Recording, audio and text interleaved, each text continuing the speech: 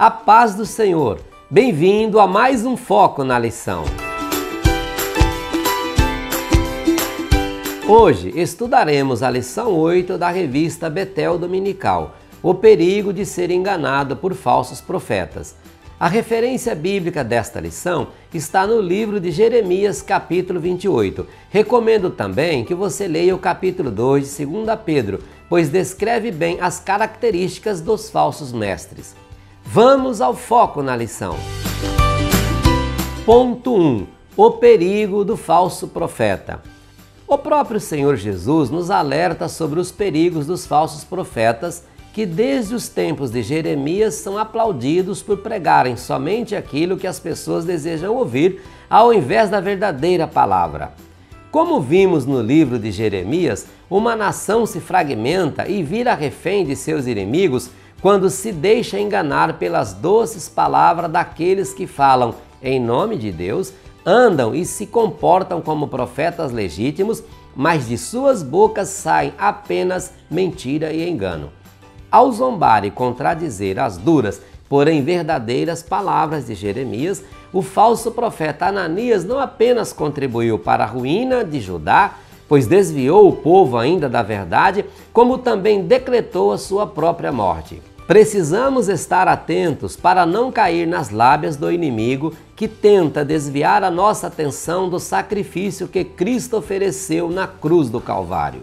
Ponto 2. A palavra de Deus permanece. A fé de Judá era frágil. Eles acreditavam em qualquer um que anunciasse bênçãos fáceis sem a contrapartida do arrependimento.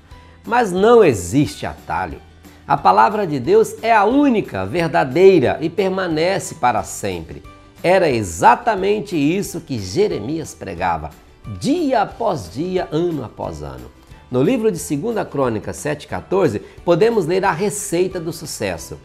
E se o meu povo, que se chama pelo meu nome, se humilhar e orar e buscar a minha face e se converter de seus maus caminhos, então eu ouvirei dos céus e perdoarei os seus pecados e sararei a sua terra. Todos que se opuseram à verdadeira mensagem do Senhor tiveram um final trágico. Não podemos confiar nas palavras dos falsos profetas, pois elas são como palha queimada no fogo. Elas não permanecem.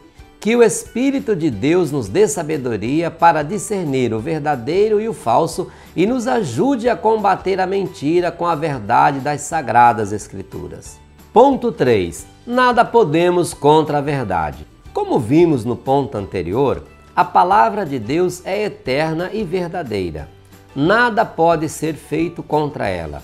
No Jardim do Éden, o Senhor deixou claro que o homem não deveria comer da árvore da ciência do bem e do mal, e completou dizendo: no dia em que dela comeres, certamente morrerás.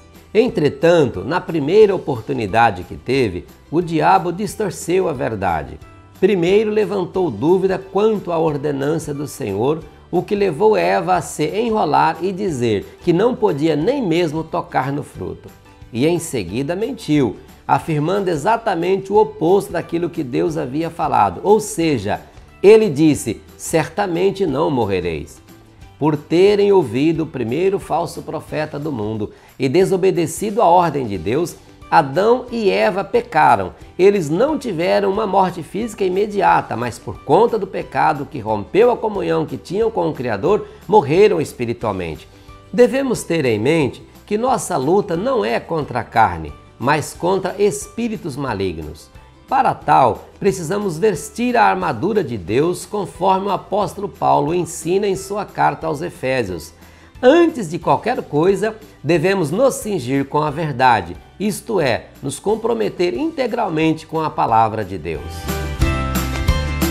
Para fechar, para essa lição, eu trago uma dinâmica quebra-gelo para você aplicar no início da aula.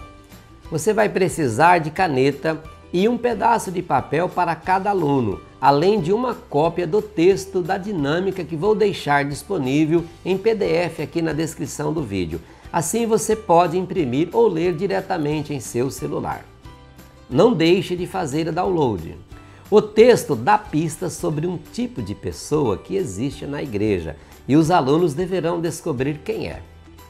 Para aplicar a dinâmica corretamente, você deve ler o texto para a classe bem devagar e em tom de suspense. Quando terminar a leitura, peça aos alunos que escrevam no papel o nome da pessoa que eles acreditam que se encaixa na história, mas saliente que devem manter o nome em sigilo. Dê um tempo e em seguida revele quem é a verdadeira pessoa da história. Nesse momento, certamente toda a classe irá reagir, surpreso com a resposta. Alguns terão acertado, outros errarão feio. Será um momento descontraído. Em seguida, diga à turma que, embora a resposta verdadeira seja surpreendente, o autor do texto certamente conseguiu direcionar os alunos a pensar em pessoas diferentes a cada pista dada. Assim também faz o falso profeta. Ele manipula a verdade conforme seu próprio interesse.